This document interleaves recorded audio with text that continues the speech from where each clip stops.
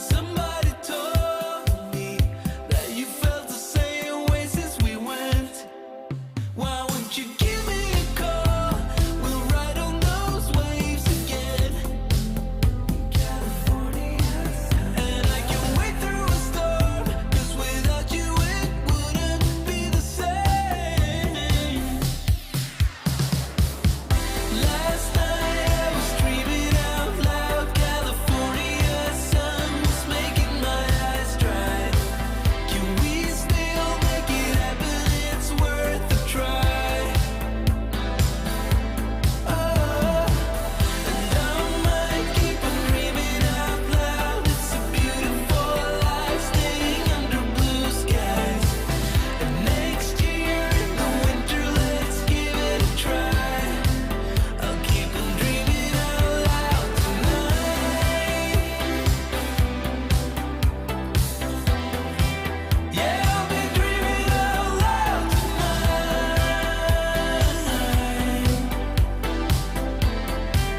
I'll keep on dreaming out loud tonight.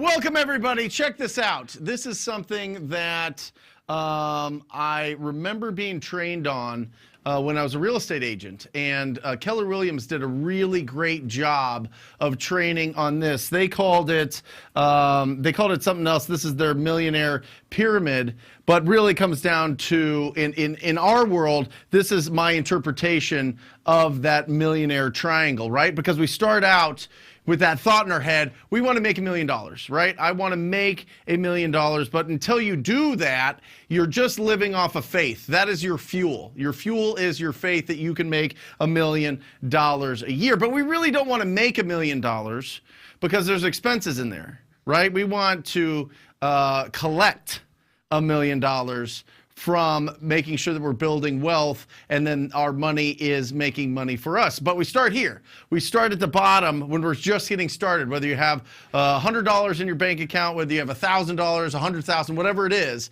We start right here with the faith that we can do it, the faith that we can earn $1 million, and then it turns into fact. Right? We get to the point where we've built up our systems, we've built up our models, right? We've built up our lead generation, our conversion, we've built up all those things so that we actually earn $1 million. And then this is where it's exciting. This is where we net $1 million, right? This is a whole different next level, is to net that $1 million, and then from there it's to collect it passively, right? We're still involved here in our business. We're still CEO of our business. We're still going out there and we're using our time and our efforts to clear that $1 million, and then we put it into enough investments that we collect $1 million. But I have this question for you. And this is, I actually wrote down two questions before we get into what's going on with interest rates, what's going on with inflation, how is that going to affect us as real estate wholesalers, as real estate investors, what is it going to do to our cash buyers, all of those things. We're going to break all that down. It's going to be an exciting show. And I've got Ryan Thornton, my incredible acquisition manager here, and he's going to help me answer the questions. And obviously, Rafael Cortez is here, and we are going to rock and roll. But let me give you these two questions. Why do you need money? Statistics show that up to $75,000, you've got food, shelter, water, and you can pay for, most medical things that happen, right? And so at $75,000, why not just stop there? Why not just stop there, right? Why do you need money? What is the purpose of financial wealth? It's a really big question to ask. And I think that if I ask that to a lot of you just one-on-one, face-to-face, it'd be interesting to get those answers. You know, because it's kind of like the why. Why do you want to make money? Why do you want to do this? Well, I want to leave a legacy. I want it for my kids. I want them to have better opportunities. I want this and this and this, right? But you could do that at $75,000. You could do that at $150,000, right? Why $1 million? Why collect $1 million a year, right? Why net $1 million a year? Why get to that point? Why push yourself that far? Why get out of your comfort zone, right? Most people don't. I mean, we know only 1% do. So there's 330 million people in this country. Why does only 1% do it? So it's really tying it in. Why do you want to do this? I believe the reason is because of what is your mission? Where do you want to put your attention? For real. That's all it is. Where do you want to put your attention? Do you want to put your attention to raising your kids? Traveling with them when they get into sports? Supporting them if they want to get into acting or science, right? Investing into your children? Do you want it to, your mission is to help people that are impoverished? Is your mission to help people that are financially illiterate? Is it something to do with religion? Right? What is your mission? What are you trying to do? And how are you able to really focus your attention on doing that? Well, you need to have the time freedom. The way you have time freedom is financial freedom, right? I mean, it's the freedom to put your attention to what you want. That's really what it is. So how bad is that inside you? How big of a fire is that inside you? In your brain, does it fire you up? Do all the synapses start going? Do all the good chemicals start getting released when you think about that goal that you have? It starts with faith, right? And then we get there and it turns into fact. And then we start clearing it and then you collect it. Right? But there's levels to this, and you have to make sure that as you go up every single level, you are connected to why you want that. For real. And it's not your big why and all that. Oh, it's my family and all this. I think that mostly is bullshit, because I think your family would live with you in a car somewhere. You know what I mean? Or they'd be fine living with, you know, your parents or whatever else. That's not it. They want your attention. That's what kids want. Let's be honest. That's what your wife wants. That's what your husband wants. That's what your siblings want. That's what everybody wants. They want your attention. It's not necessarily the money and the things that you can provide them. All right? So what is it? What is your mission? What is your mission? It is so critical to connect to that and really keep that in the forefront. Because you keep that in the forefront, that's going to keep you from just stopping at each one of these levels, because it's very easy to do. Because you're way past anything that anybody probably in your family has ever gone through. And that's why you need to be around people. If you're going to do this, if this is going to fund your mission in life, to be able to put your attention on what it needs to be, you need to find people that surround you and are doing this as well. Make sense? Because there's models, guys. There's models, there's blueprints. 1852, they saw that there's this big mountain, right? Mount Everest, 1852. The first person to climb it was 100 years later. They saw it. They couldn't figure it out for 100 years. Now there's over 5,000 people that have summited it. Because there's a path. There's a way, right? Just don't overcomplicate it. Find the people that are doing it. Find the people that have done it already and surround yourself with those people. All right? And the reason I want to go with that is because interest rates is just kind of boring. You know, this is going to be kind of a boring conversation, to be honest, but I'm going to try to make it as exciting as possible so that I can give you as much info as possible. And then obviously we're going to crack this open for question and answers, celebrations, and we're going to have a great show. It's going to be an absolutely phenomenal show. So let's take a look at this real quick. Let's pull up that graph there, Matt, the interest rates. Here we go. Look at that, guys. So historic 30-year mortgage interest rates. Okay, the all-time high was the year I was born, 1981. It's 18.63%. All right, and the all-time low was right after the big, you know, the real heavy part of the pandemic, right, which is in January of 2021. We got down, and now it's starting to creep back up. But I am telling you, this compared to where we have been, I'm gonna prove something to you here. What I'm going to prove to you is it doesn't matter. The interest rates don't matter. There's still the same amount of sales. for real. There's the same amount of sales when interest rates go up. People just buy different properties. When people make the decision that they want to purchase property, they're going to purchase property. And they're going to find a way to do that. And this is really interesting. Show them this website I'm on here, Matt. Right here is the difference between 4% and 5% interest rate. Here it is. Yep, here it is. It's loading up here. All right, this is the difference between 4% and 5%. How's our connection today, by the way? We're good? Okay, good. Look at this. This is interesting. So if you go up a percentage, the difference on a $400,000 house, let's just do that because that's kind of the average here in Arizona. The difference is if it goes up by 1% is about $500 a month. So this $1,900 payment, you start creeping in. When interest rates start rising, people don't not buy. They go to different price points. Now they can afford $350, right? Or now they can afford $300. If right here at 4% is $1,900, right here is the equal of that, right? If it goes up 0.5%, if it goes up a full percent, it takes off about $100,000 worth of buying power. Now this is very interesting when you're selling properties to cash buyers, especially cash buyers that are looking for bread and butter properties that are the first-time home buyers, right? You look at the median sales price, and that's usually where the biggest pool of buyers is going to be, right? That is where your investors are looking at as their sweet spot. Okay, if I can buy this property, put 50, 60,000 into it, can I sell it in the sweet spot where most of the buyers are? So your cash buyers are gonna start tracking where these conventional buyers are going.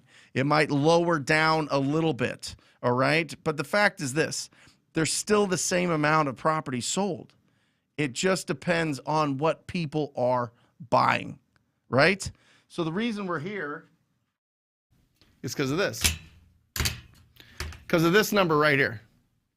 $20 trillion. $20 trillion has been printed the last 2 years, right? Well, what happens when there's more supply of money? It creates higher prices for things because you have the ability to purchase more. I mean, you have more money. There's more money in the system. If there's more money in the system, it has to go somewhere. So what the Federal Reserve does is, let me get rid of this. What the Federal Reserve does is it goes, okay, well, if there's a lot of money and things are going to cost more, what we're going to do to make sure that it doesn't go too crazy and the value of the dollar doesn't decrease too much is we're going to charge more in interest. So the way that this works is the Federal Reserve gives money to banks, all right? Banks get money at, it's incredible. Banks are the biggest, I mean, you want to make real wealth, it's owning a bank, right? Because the banks only have to have 10% of their own money, their own deposits from you, or their own money that they've raised, and they get 90% from the Federal Reserve to go out and lend.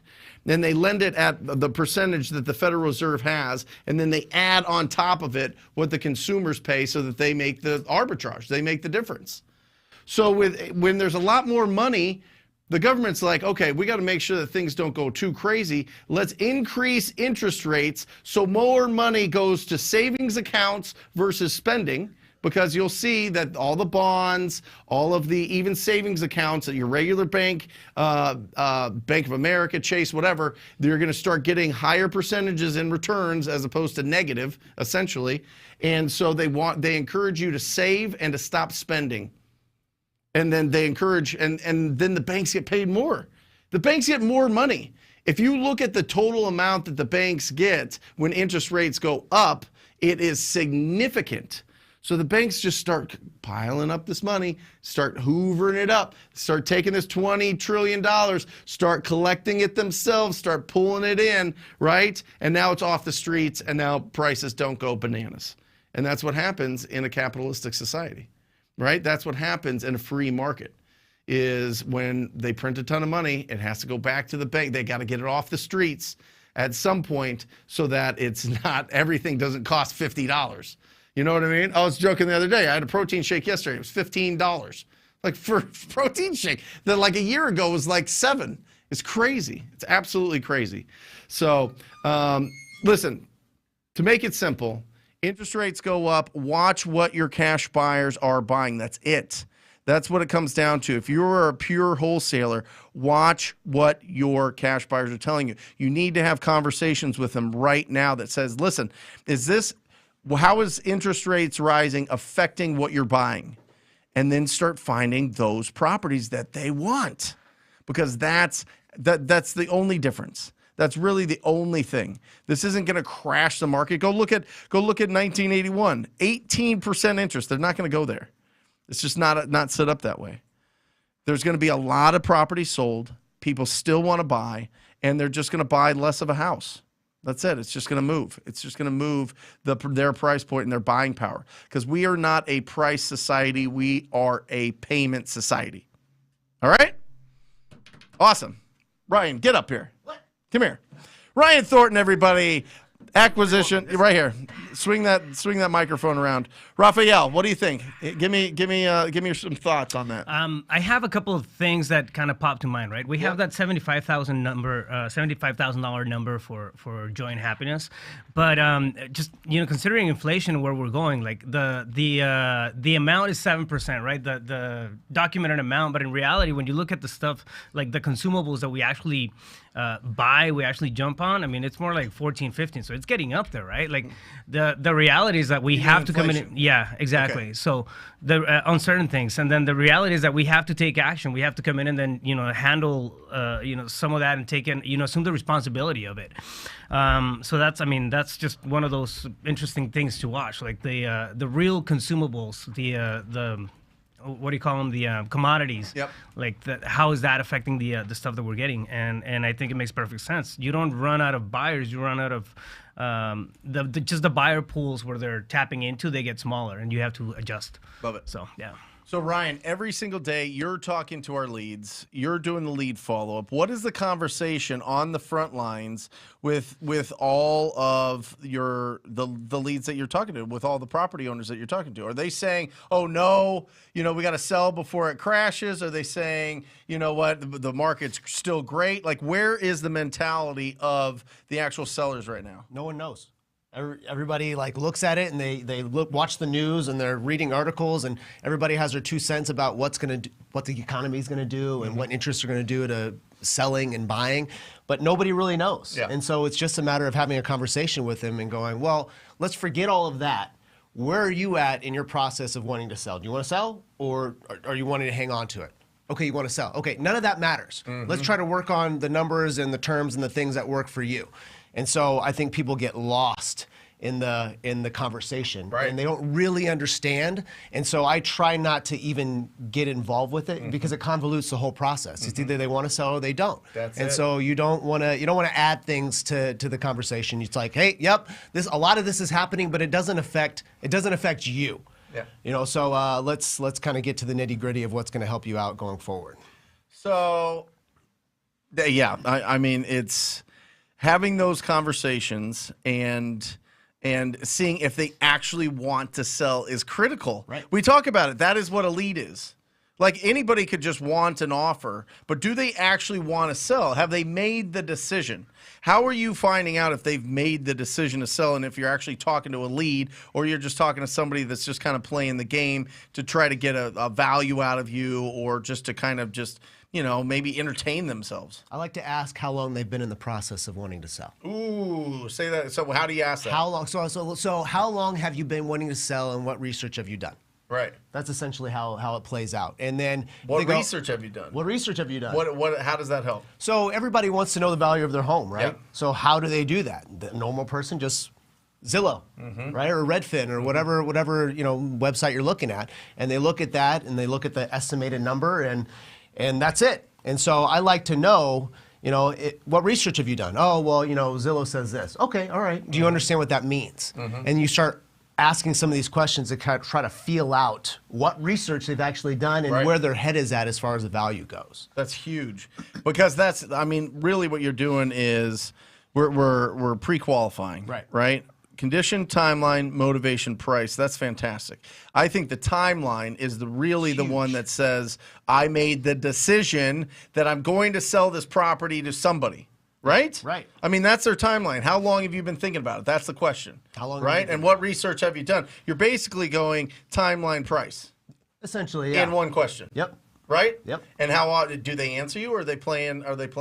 You know, they're playing the game. Everybody They're knows, holding yeah. Each homeowner, each seller is a little bit different. Okay. And sometimes I'll get we just kind of started. Yeah. All right. And then the follow-up question is, okay, you just started. When would you close? Like, what's your closing date? Yeah. You know, and so those questions you try to figure out as far as, are they wanting to put something together right now if we get to a number, or are they filling out offers? It's like, oh, well, I want to close in 2 or 3 months. Okay, why that? Why, what's the magic spot of 2 to 3 months from now?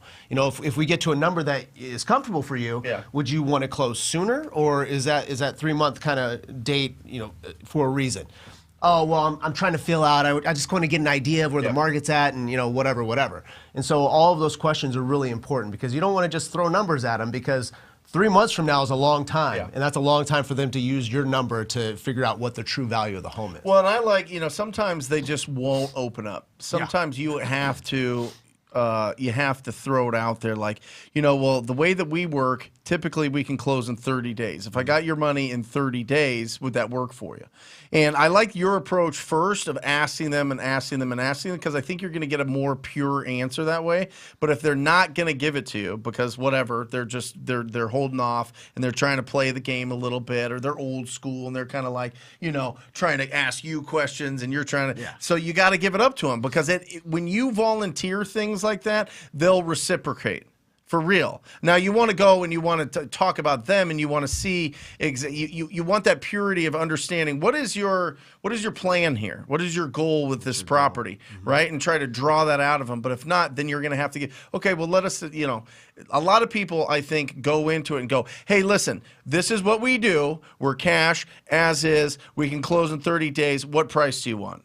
And it doesn't allow you to get past a couple of their force fields to get in and really understand what their goal is. That's absolutely true. Right? Because a lot of people, they talk to umpteenth number of buyers, and all these people, they think they're just trying to take advantage. Right. And so you're the millionth person to talk to them that week, that month, whatever. And so they expect the same thing. So, I don't like throwing all that stuff at them. Yeah. I like to kind of let them control the conversation if they want to. Yeah. And then I go off of that. Now, sometimes they just don't know. Yeah. Right? And so you kind of have to, kind of push them in the direction of trying to figure out what they want by asking them those open-ended questions. But if I go straight at it, they start to do this, right? Because they're already worried that you're going to take advantage of them. Now you just ask them a whole bunch of questions that they're supposed to have answers to, Right. and it's tough to build rapport at that point. Right.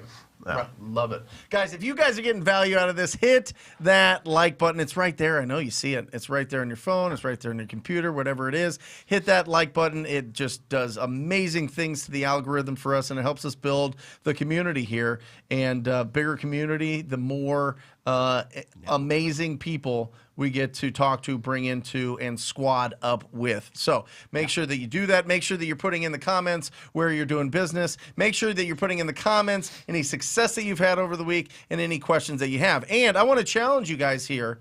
I want to hear your biggest objections. We've got Ryan here, and Ryan and Chad, my acquisition managers, go live doing the support calls every Thursday for my coaching students, and it's absolutely phenomenal. So they are polished and ready. This is your chance to get a sneak peek of what that looks like and really get the answers on what's happening right now. Yeah, bring it. Ask me questions. 2022. Right? What is going on right now? What are the biggest objections that you're dealing with? And I want you to not hallucinate these. I want these to be things that you're coming up against, or if you are going to hallucinate them and it's a fear that you're really hoping somebody doesn't throw this on you, bring it to us. We're going to answer it and give you the tools that you need, because typically with objections, if you have 2 responses to them, you're going to blow past them. You're going to feel a lot more confident, and with more confidence, you're going to take more action. Got it? All right, so make sure that you're putting in your objections. Here we go. We're getting right into it, huh? Yeah. All right. GP asks, how do you navigate a wholesale deal when there are tenants and the owner will not notify them? He wants us to buy and then give the tenants notice after we close. Does anybody buy these type of deals? Every single week. Yeah. All the time. No, it happens a lot. So go ahead. Yeah, so homeowners with tenants, they're afraid to get into the process, let their tenants know, and then the process falls through. Yep. Right? Yep. And now maybe they were good tenants, and now they have this tension that they don't want to have to deal with, and the tenants are still in place. So it happens all the time. And so I'll ask them in that situation, if they don't come forward with it, it's like, so what's your fear? You know, so let them tell you. Yeah. It's like, okay, well, so what's your fear of letting me take a look at this place? I want to get you an accurate offer. You know, I want to be your best offer, but I also want to make sure that I'm not wasting your time and I get you the numbers that you need. So what's your fear? Oh, well, and what I just said, well, if it doesn't work out, I don't want the tension to happen. Right. You know, and then I've done this a few times. Well, what if I pose as someone other than someone trying to buy your house? Yeah. And I've done it before. I'm actually doing it today. Really? Yeah. And so the homeowner is a simple situation, the same situation. They don't want to let the tenant know until the deal's actually done. And I go, well, what can I do to facilitate this and make you more comfortable about me seeing the house? Well, can you walk through and maybe say you're not buying the house, but you're doing something else? Yeah, I mean, what do you think? He's like, well, maybe you can be like a painter. Yeah. Yeah, and that's essentially it. And so you don't have to go and make this whole big deal about it. But like, if you can give that homeowner an option of like, I totally understand that you're afraid about the process and it falling through. I get it. I do want to make this happen for you. I do want to make this work for you. Can you be flexible with me and at least give me a chance? Like, I don't want to cause any troubles in your life, but I want you to sell this house if that's. And by the way, we have painters. Yeah. Like we have painters that we can refer. Yeah. We're going to go see the condition of this property. If the homeowner's like, well, no, I actually do want to just paint this thing, or I want an insurance code, or I want whatever else, then give them that referral. It doesn't have to feel like you're like going in as like a mustache on or something. You know what I mean? But the other thing here that's interesting is a lot of times the owner has a rough relationship with the tenant. And they feel like the tenant will stop paying them if they feel like they're going to be kicked out soon. So that the landlord wants to make sure that the tenant keeps continuing to pay, so that doesn't stop in case the numbers don't work out, in case the deal doesn't go through, or whatever else. They don't want to get stuck with an eviction process that'll take a bunch of time. And most of the time, they just don't have a great relationship with the tenants. Now, sometimes we'll buy them sight unseen with tenants in them. Right. If the numbers right. If the numbers are right. If the numbers are right. So you have to be comfortable with that. But I mean, sight unseen it's done all the time. Yep. But you just have to make sure that it's in a comfortable Ref? zone. Ref's just chomping. He's like ready. Yeah. He's ready. Unleash it, Ref. Unleash it, buddy. Unleash the fury. No, I think one thing to keep in mind also when you're dealing with deals with tenants is to find out, one of the first things that you do want to find out as you're navigating through this wholesale deal is what's the length of that lease. That's very important, right? The conversation with the tenant, you can come in and you can provide that convenience where the owner doesn't have to worry about having that conversation with the tenant, and then you can work it in multiple different ways. If you do a walkthrough, you can say they're looking, for valuation of the property, just to cash out or refi or whatever, right? But some of the punch things, or what do you call it? The punchline things. Yeah. That you have to watch out for is one of them is going to be, what's the length of the lease? If that lease is in place and you have another year, it might be a little tougher to wholesale, right? If you have somebody who's going to come in and then want to flip it. Yeah. So that's just one of the things that plays well into that. Another thing is, a lot of times I've had it where it's family and they don't want to evict them, right? Like they know the property's going to sell, they know the property's going to be flipped or whatever, and they don't want to leave their family out of a home. So it can get a little. There can be a lot of friction there. You can do cash for keys type of stuff. So different strategies that play into it where you're actually solving the tenant's problem as well. So not only the landlord's problem, right? But you have to assume almost that second responsibility of figuring out what the tenant really wants and then helping them out through that process is going to make things a lot easier. So. Sure. You know, as you were talking about that, I talked to, and I'll bring him on here. His name's Derek Jar, and he is working with hedge funds that are buying people's houses and then having the people that sold it to him rent it from them. Oh yeah. Crazy. What a model. It's going to be bananas. But yeah, it's kind of a different track there. But it's there are so many different exit strategies to be able to, or different buyer strategies to go after. You can find buyers that will buy these properties with the tenants in them for a certain amount of time just because they want the properties, just because the supply is so low. So don't be afraid of tenant-owned properties. People will buy them. Just make sure that the numbers are right and make sure that there's a clear line of communication with that tenant and expectations set up front. Boom. See how dramatic I did with the pen there? I know, I like That's it. good. I'm telling you. I feel like A wizard. yeah. Yeah. Yeah, there you go. The wizard. JVC, here we go. JVC, do you ever give them a range offer if they won't give you a price? I try not to. There you go. Because as soon as you give them that offer, you are effectively taking yourself off the board if it's not within reach for them or if it's not in their right area. So if they're wanting, in their head, they're wanting 300,000 and I give them an offer of the low 200s, then it's done. I mean, I might never hear from them again. So I try to, and this is across the board, you try to get the number from them. A lot of times you don't, but then it really comes down to their timeline. If they're like, once you've figured out whether or not they're just trying to search for offers, and maybe they want to sell within, if they find a number that they like, they're going to do it right then and there. And so if that's the situation and they're really not wanting to give me their number, I may kind of toy with just talking about the area. And then we'll kind of go back to the research that they've done and like comps in the area, and then I try to kind of fiddle that number out of them that way. But it really kind of depends. I really try not to give them my number until I am absolutely positively certain that they are going to sign something with me right then and there.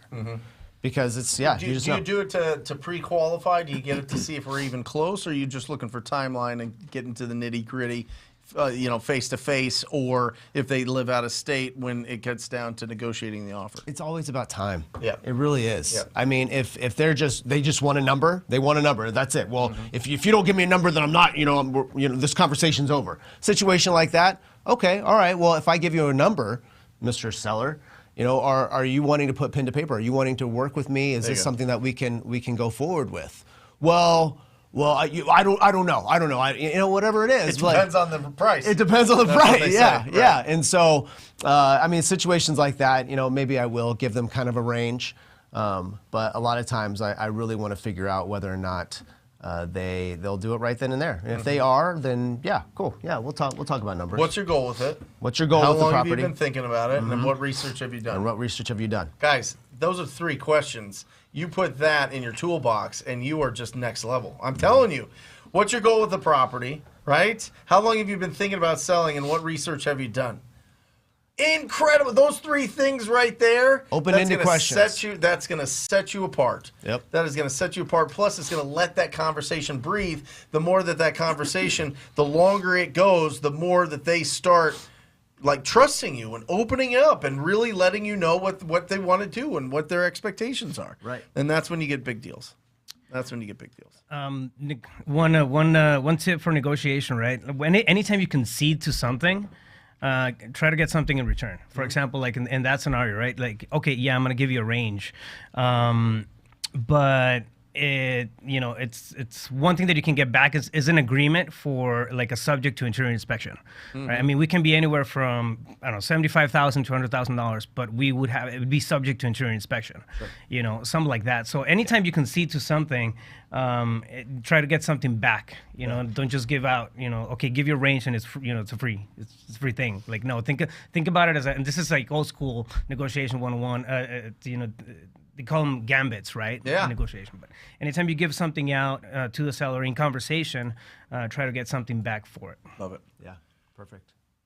I love that word, gambit. Gambit. Yeah, it's just a cool word. X-Men? X-Men. Yeah, for sure. With the cards. Yeah.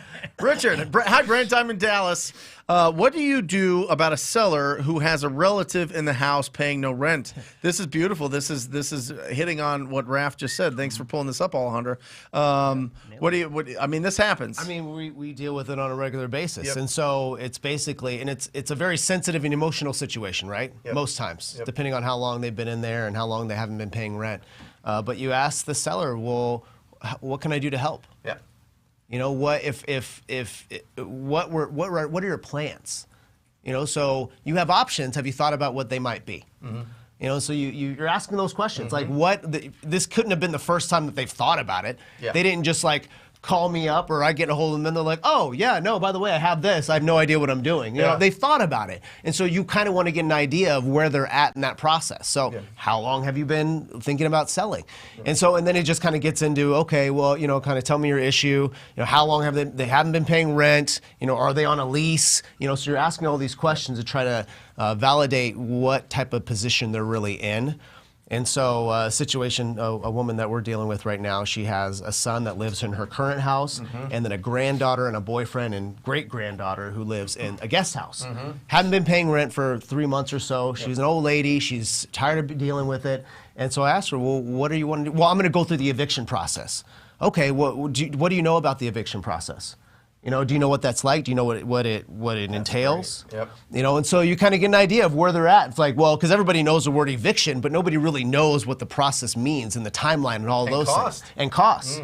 You know, and so I'll go over the process with them and I go, hey, I understand this is a tough spot for you. Like, I get that. I'm sorry you're having to go through that. Would it be beneficial that maybe I took over that process?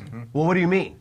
Well, okay, so we figure out, you know, whether or not I'm gonna be a good buyer for you. And once that's pinned down, you know, once we close, you know, we own the property, and then you don't have to be emotionally, you know, involved with what happens next.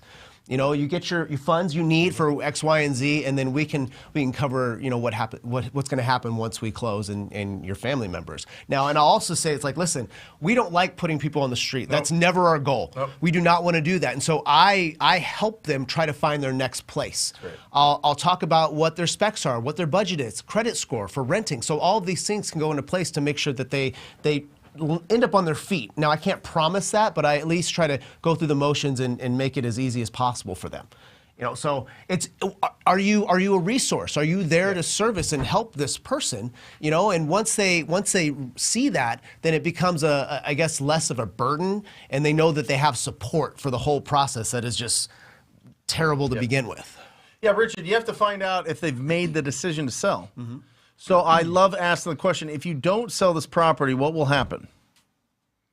If you don't sell the property, what will happen? You know what I mean? So they're like, well, it'll probably go to this, and it'll be beat up, and then I won't be able to afford it, and it'll foreclose. They're not paying me, and I have a mortgage on it, or they're supposed to fix it up, and now the roof's leaking, or the water heater doesn't work, or whatever else. Like, houses go... If you don't take care of your house, things start popping off. It's like anything you else. start getting leaks, you start getting cracks, you start getting anything, whatever. Things stop working if you're not taking care of it. Like our old bodies. Yeah, sure, that's it. Yeah, well, speak for yourself. You know, I'm at pure efficiency right now. You know, pure efficiency. We know, Brent. I mean, all right. What are we talking about? Jeez. Here? What are we talking? Anyway, Alejandro's moving us on, but ask the question: if you don't sell this, what are you going to do? What's going to happen? If you don't sell the property, what's going to happen? And then get their goal. Make sure that they want to sell, and then take over what Ryan was saying. Once they want to sell and they're there, and there's a timeline, then you have to solve their problem. Let me take over the process. And I love that question. What do you know about eviction? What do you know about title companies? What do you know about earnest money? What do you know about anything that somebody throws at you? You can ask that question. Yeah. Well, what do you know about that? Yep. You know, Zillow says it's this. Oh, okay. What do you know about Zillow? Yeah. Seriously, that's you know what I mean? Like that's incredible. Nick, okay, I have an old lady who is very motivated, but her daughter is making the decision on the house. Okay, she wants too much and only cares about price. House is messed up. How would you navigate that? Why are they selling? Yeah, like why is she motivated? You know, is it because of mortgage and, you know, debt? Condition, you know, what's happening there? Yep. And so, I mean, we run into this all the time as far as somebody wanting too much for a property. Yeah. That's just what it is. And so you really kind of have to it has to come down to what the motivation is. What was that one that you just negotiated? They wanted 425, and when you get it, what was that? 220. They wanted how much off the bat? 450. 450, and you got it down to what? 220. How'd you do it? Because this falls in line right here. So it's education. So they did exactly that. They went on Zillow and they saw a whole bunch of houses that are selling for between 450 and 480, and they thought they were taking the lower end. And I go, okay, well, what helped you get to that number?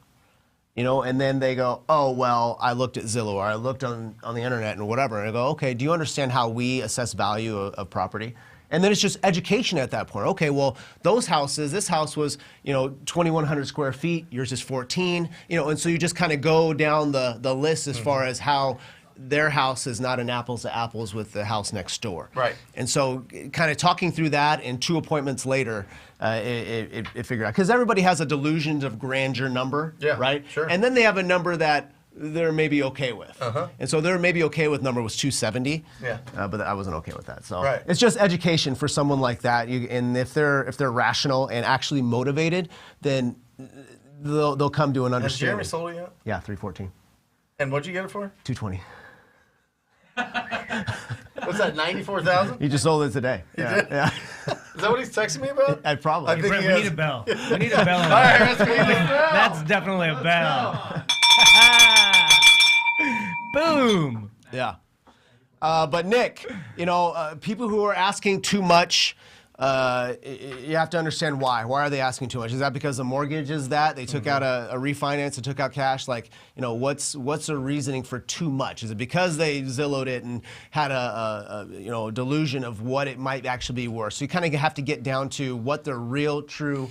He did text me. What their real true motivation is, and if it's legit, like they are in trouble and they need to sell a house, speaking with them and just making yourself different than the next person, they're going to come down and you're going to figure it out.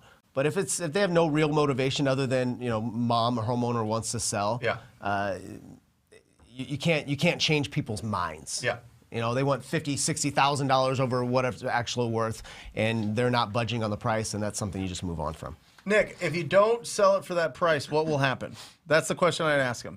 If you don't get whatever, if you don't get $450 for it, what will happen? What are you going to do with the property? No. Okay, great.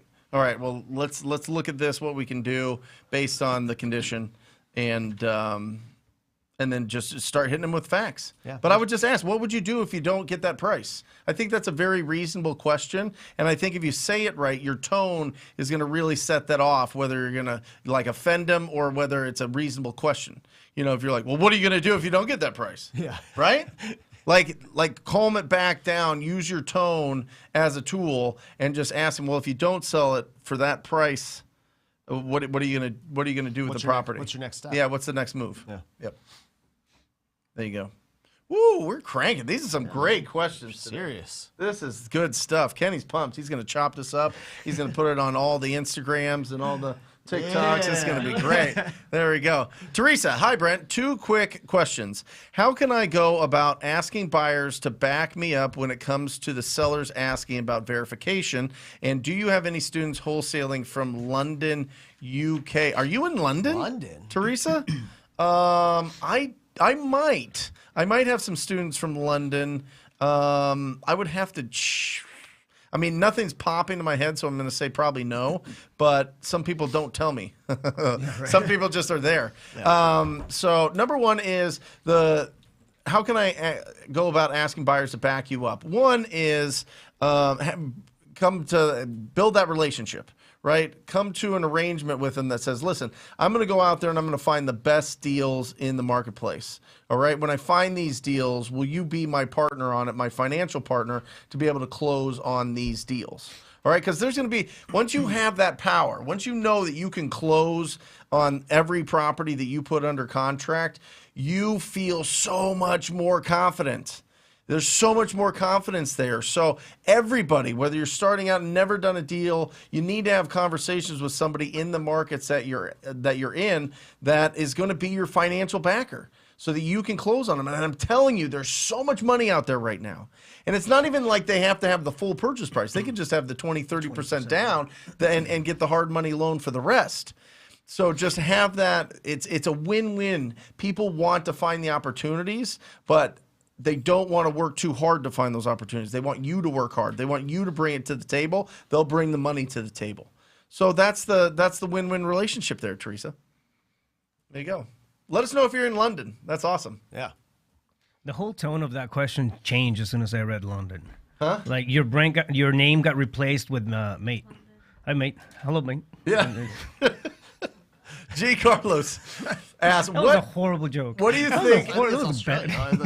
Yeah, something. I don't know. Yeah. London. Cheers. This is interesting words. Yeah. Yeah. What do you think about buying $30, $50, $100 single leads, Jean Carlos? Raf, do you have experience here? No. Usually when they sell leads like that, they're not exclusive, so Right. they're selling it to a whole bunch of other people.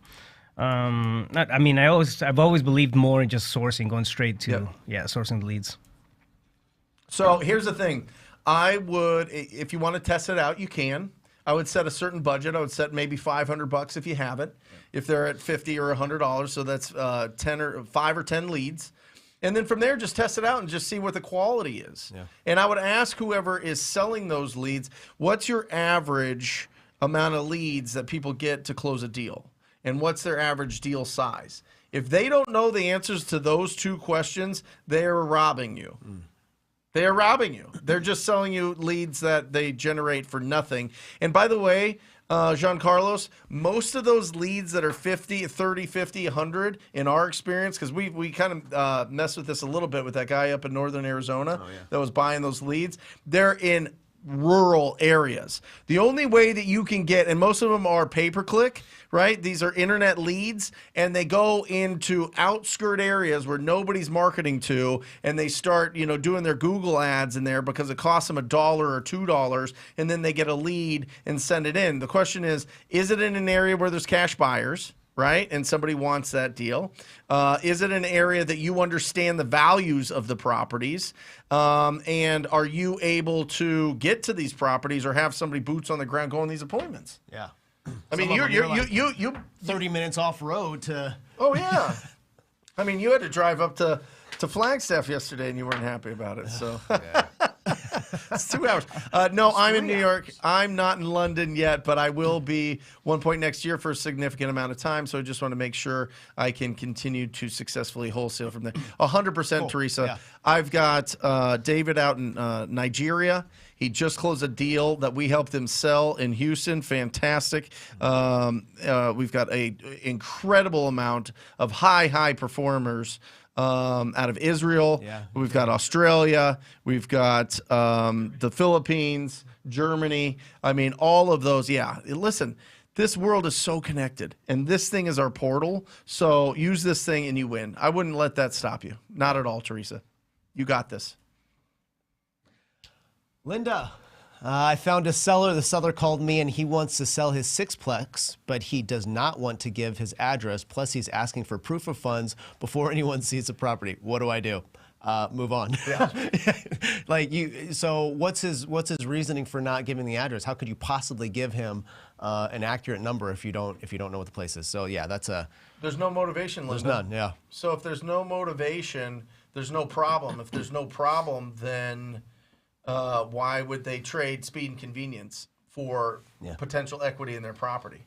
So this sounds like somebody that needs to talk to a real estate agent, and it sounds like somebody that's probably been called a lot, and maybe gotten burned in the past because people aren't coming up to whatever price they want. Yeah. And so they're like, well, I'm going to put some barriers here to see if anybody's really serious. Well, people are really serious, bro. It's just not at your price. Linda, you can ask him those questions. How could I possibly give you a number or an offer if I don't know what the address is? Yeah. And let him answer. How could I possibly do that? How? And let him answer. Well, do your best. Whatever. Move on. Linda, listen. There's too many people that need your help. Yeah. That the people that want to put up a lot of hurdles for you to jump over, you don't need to mess with them. You choose who you do business with. Deal finders, not. Yeah, deal creators. That's right. We're deal finders, not deal creators, Linda. Yes. Greg asks, seller wants to wait until father dies to sell property. How should I go about it? Stay on them. Yeah. Yeah. Yeah. Cool. All right. No, I totally understand. Hopefully that's a long time from now. Yeah. But what do you need from me at this point? You know, and you figure out what process and what steps they need to take right now.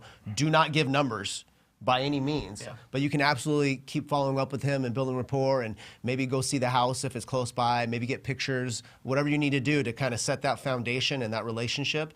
And, you know, God willing, the father, you know, stays alive for a while. Well, and this is, I'm going to pick this apart just a little bit, because is it the seller the dad? Is the seller the father, or is the seller the son? You know what I mean? Because if the seller is, so what, does it just have the dad living in a rental property, living in their house? Is he on title? Is it a situation where he's going to inherit this property once he passes? That's a whole different story. And oh, by the way, what typically happens, Greg, is at some point people need assisted living. Happened to my grandma a year ago. She lives next door to me now in this beautiful assisted living facility, but she fell in her house and couldn't live by herself. So she moved in next door, and we sold the house. Done, right? We sold it to a hedge fund, actually. Yeah. And she saved a bunch of money and made a bunch of money. And that's what was used partially for the payment for those assisted living, because assisted living are like $3,000 to $6,000 a month. Yeah. And a lot of people just don't have that laying around, so they sell the property to get that. Yeah. So there's a couple of things to unpack there. I'm not sure if it's the actual seller or they'll be the seller through inheritance. That's a different story. An emotionally charged type of situation. Well, I mean, I don't know if the dad's 80 or if the dad's 57 years old. You know what I mean? Like, who are we talking to? Who knows? Who knows? But the truth of the matter is, just be there, be a service, be supportive, follow up. And then you just let them know. It's like, Reps. hey, what do you need from me? Reps. Yeah, exactly. Yep. Just reps in front of them, reps in conversation, reps in text. Yep. Can we throw up real quick? I want to throw up. Can you throw up the little graphic, because I think it has the same energy as the Tiffany Haddish thing. So throw this one up, and I think this is really interesting because it goes perfect with this. Actually. One day, son, all this will be yours. Oh, yeah. Right? Oh, yeah. Right? We deal with this a lot, but the interesting thing is all of this stuff gets thrown out. So really, just remember, when you have money, you have the opportunity to spend it or invest it, right? And spending it, great, have all the things, but nobody wants it after a while. It uses its utility most of the time very quickly. So really, you have to look at, okay, you really want to build your wealth, you really want to build the legacy, you really want to get, to this level where you are collecting $1 million. It's not sitting in your garage like that. I mean, unless it's like some sort of asset, but it's really interesting. And this has the same energy, I feel, as this People article that I read about Common and Tiffany Haddish, where she doesn't want a diamond ring. She wants him to buy her own apartment building. Yeah. I mean, it's the same thing, because if you read it, so this ring, they can inherit the ring, but what's that? 2,000, 3,000, maybe 10,000. But if you get an apartment building that will increase in value, the children will always be able to go to school. We'll always have something. If we get sick or something, we'll have something to cash out and be able to take care of ourselves. Preach. Financial literacy. Man. It's financial literacy. Like, what are we spending our money on? And she slept in a car. You know, I know. She's been at the bottom. Yeah. And so she understands like what it's going to take to get to the top. Yep. So yeah. Hit that like button, guys. Subscribe. If you are not subscribed, make sure that you subscribe. We come out with incredible instruction every single day of the week. And let's put on that TTP call. Guys, if you're interested in joining the most proactive group in real estate investing, it is the TTP coaching program. You get into the world of both of us, but Ryan does the support calls every single Thursday, answering all of the questions that people have. We go it over is it all, incredible. Yeah, it's incredible, and you get all of the library of question and answers that Ryan's done. This is just a little taste. So if you are interested if you're ready to go into that model, right? If you're ready to follow the path and the blueprint and have a guide to be able to do that, and you don't want to do this yourself, ttpcall.com. Check it out. If it feels good in your gut, sign up for a call, and we look forward to working with you personally. Reinvent the wheel. All right. Yeah, that's it. Yeah. The model's there. It's Right. that's that whole analogy about Everest. It took them 100 years to climb it, and now 5,000 people have climbed it because they know what they're doing. Yeah, that's an amazing statistic. It's crazy. Yeah. Yeah. Nicole, where do you think someone just starting in a hot market like Phoenix should start? Cash buyers? Well, What do you think? as far as getting leads, Yeah, I think getting income coming in. yeah, Income coming in. knocking doors. Yeah. I mean, Yeah, so you're not spending money. You're doing your own footwork and. listen, Nicole, here's the thing. If you are in Phoenix and you need some help comping anything and understanding all that and knowing what to offer people, in ttpinsider.com, there is a way that you can put into to get direct access to Jeremy, our disposition manager, who just sold that deal, right? He knows exactly what the buyers are looking for, can help you comp it, and know what price to come up with. We'd love to help you out here. Nicole, Anybody in Phoenix? Yeah, we do those support calls. Jeremy's on Wednesdays. I'm on Thursdays. Hop on. We'll help you with whatever you need. Well, that's in the coaching program. I'm just saying. Yeah, okay. Can I say it again? Yeah, you can say it again. So on Wednesdays, Jeremy's doing dispo. Yeah. Hey, listen, that's great. Come on. This is my pitch, man. There you go. TTP Insider, they've got JV deals, guys. If you're in a major market, Jeremy can help you out. The smaller markets, we really don't have a real idea of the cash buyers. But if you're in a major market, there's a JV button in TTP Insider that you can submit any of your leads, and we can comp it for you and let you know what you should buy it at and help you sell it. All right? Baja Dubois. First deal is scheduled to close on or before the 20th. Been wholesaling for 4 months while studying for my real estate license. Passed exam yesterday. $6,500. Doing work. Let's go. There we go. So loud. Hey, awesome job. Awesome job. Baja Dubois. That's kind of a cool name. Do you say it, Baja? Awesome. Yeah, I guess. Baja. Baja. Baja. That's Yeah. cool. Yeah. All right. Nice. All right, we got a triple header here. Triple stack from Jacob. Jacob asks how to manage leads from different states, markets with different email addresses and phone numbers. Email platform for different employees and different markets.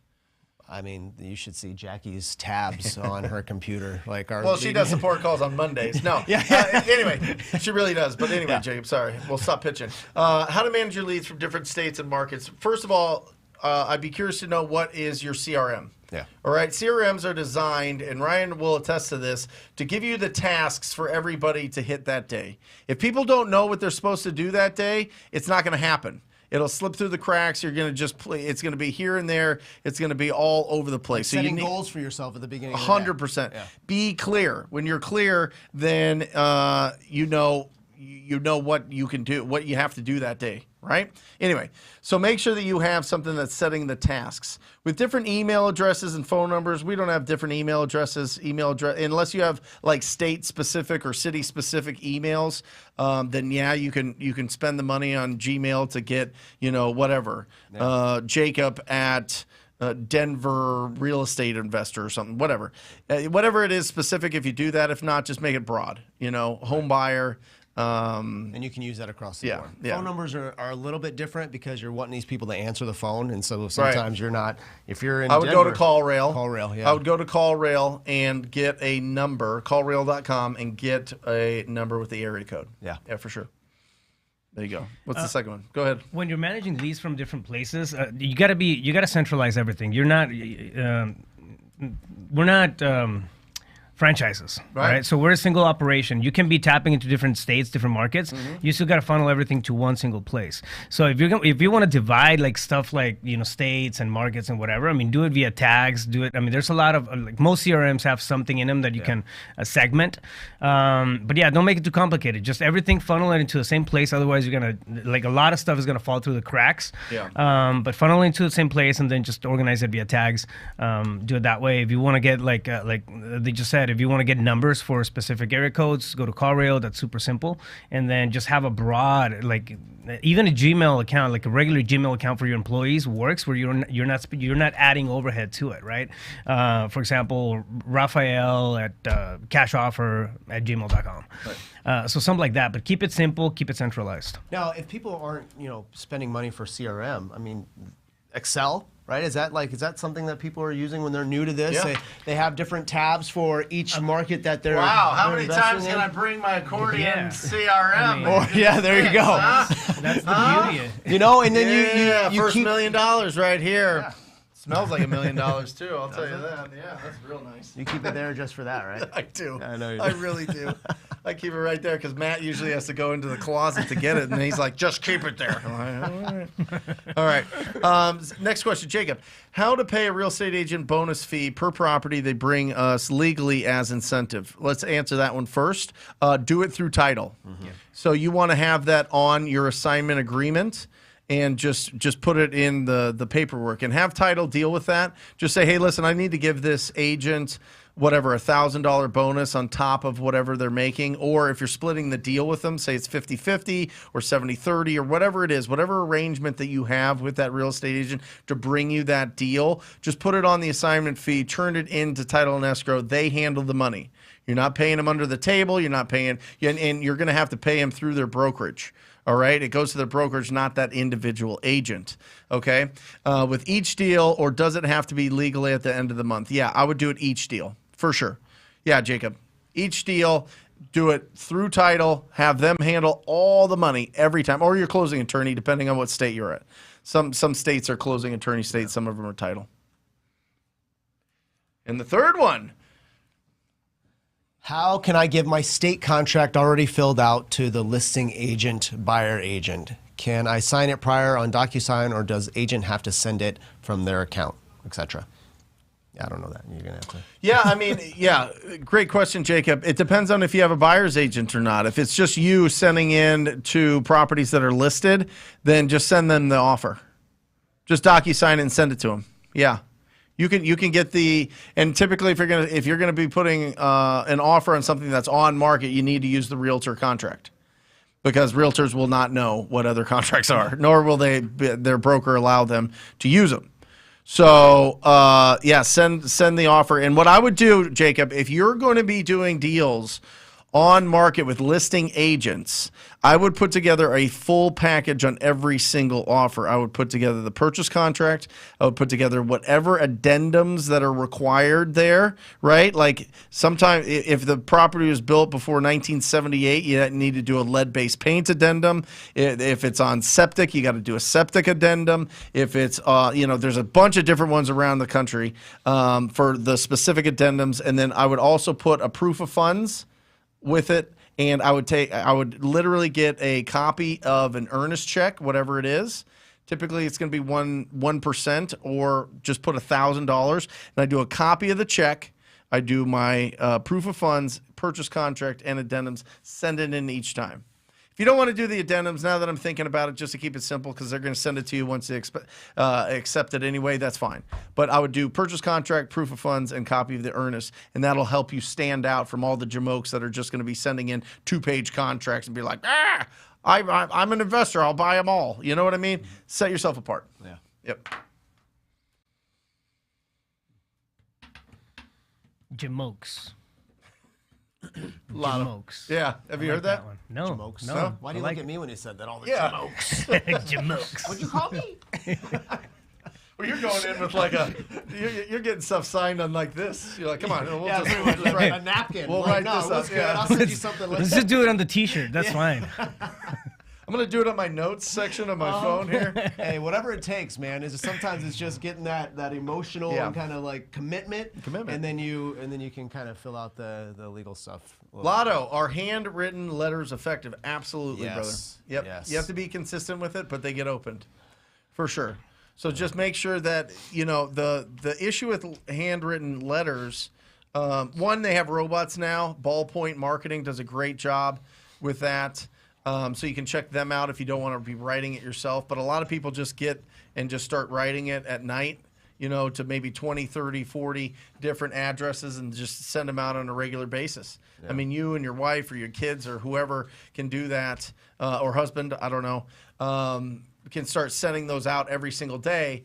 Just watch the cost, watch the time, and then just make sure What I would do is I would make sure that you get a second number, a Google Voice number, or a call rail number, so that when somebody calls that number and it rings on your phone, You know what it is. You know it's a different. It's not just somebody you know. It's a call from your handwritten notes. Because if you miss that call, That's work. it's down gone. the drain. It's gone. Yeah. It's gone.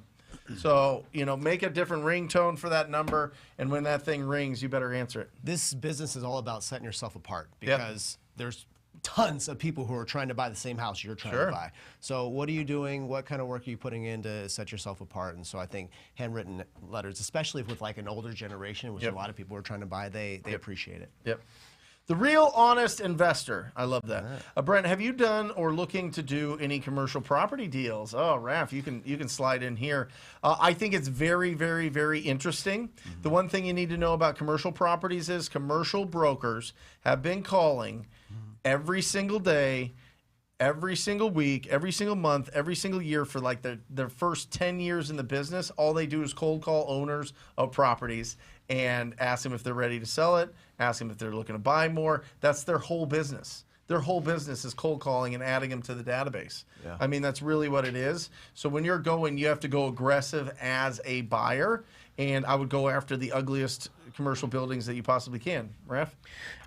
Yeah, man. Commercial is one of those things that I'm tapping into right now. One thing that we're setting up campaigns for is storage space. Yeah. Storage space is one of the big things that's happening in commercial. The executive suites, I mean, those things came back like solid. Everything's booked and rented.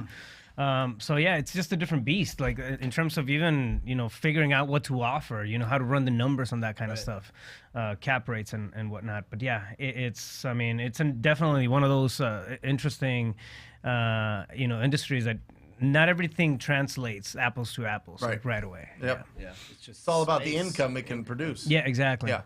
So how we don't buy based on what's not there? As wholesalers, we come in, we're buying based on what we see, right? We can't buy based on assumptions that, this okay, neighborhood's gonna this grow, buyer but may come potential, in and then add a 800 square foot section to the house, and then the value is gonna skyrocket to $47 billion. We can't do that in commercial. Like I'm sorry, we can do that in commercial. So you actually buy based on the potential of the property, which is different, right? Yeah. Just like the overall beast works a little different. The framework can be very similar. Like we're setting up campaigns and going through the whole blueprint of the model that we have in place. Just some of the particulars are different. Awesome. Yeah. Cool. Yeah, we've looked at them. It's just you got to look for the ones that need a lot of love. Yeah. Yep. Seth, do you guys like the Tulsa market? I like every market. like every market, Yeah. We like every market, Seth. Yeah, Tulsa has a lot of properties. Tulsa has a lot of older properties. The one thing I would say about Tulsa is make sure that you are targeting properties that are above 150,000 when they're fixed up.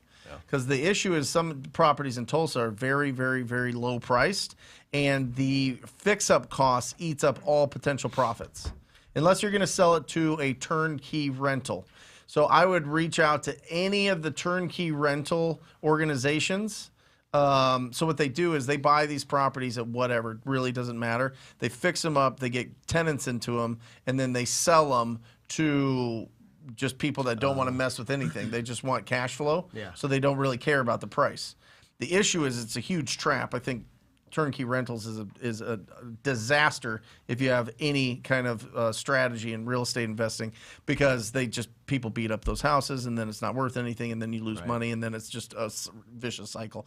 Anyway, so Seth, stay in the properties that are 150 and above. All right? Because you're going to get more profits. Devontae, hey guys, I'm trying to focus on what type of leads I get. So far I'm thinking vacant, probate, divorce, and pre-foreclosures. Is that a good list to start with? You are missing the most important one, Devontae. Driving for dollars.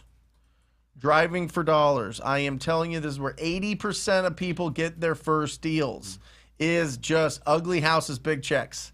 Okay, and to help you do that deal machine, You get the biggest discount if you use the TTP coupon code. Let's put that across there. Dealmachine.com. TTP is the coupon code. They do all the work for you, Devontae. You can drive for dollars on your computer sitting on the couch through Google Maps, or you can actually go out there and drive and add them. But it gives you all the beautiful thing about having data is it tells you a story before you even have to have a conversation. You know how long they've owned this property. You know when it was built. You know how much equity typically they have in these properties. You know if it's owner occupied, if it's vacant, if it's tenant occupied. All of those things are very important when you're approaching the property owner. Now you want to ask these and you want to build a relationship with the property owner, but if you have some of these insights before you go after them, it's going to make you feel a lot better having those conversations on the phone. Yep. Shout out to my kid. What do you got? That's a list. I don't know. You probably can't see it, right? Pull it back to your face. But you get the okay, Yeah. there. Then there's fire, and then there's another list. Yeah. That's yesterday and the day before yesterday. 25 properties. This is my son. My son is How old? doing his 15. 15. He's biking for dollars. Yeah. And then 31 properties there. That's awesome. So 25 and 31 properties in 2 days, right? I mean, it's insane. Like, it's not that So difficult. you force him to do this, though, right? No, yeah, I mean, of I course. mean, he can't eat dinner unless he goes no, out. yeah, you better Drive cut He, back bikes with for he 25 never gets properties. out of his cage unless he gets me 30 properties a day. So, And Raph is like, this is what you send me? yeah, what is this crap right here? No, I'm like super proud. He's That's 15, awesome. and it's not that difficult to Yeah. like really have a good chunk of properties add up, right?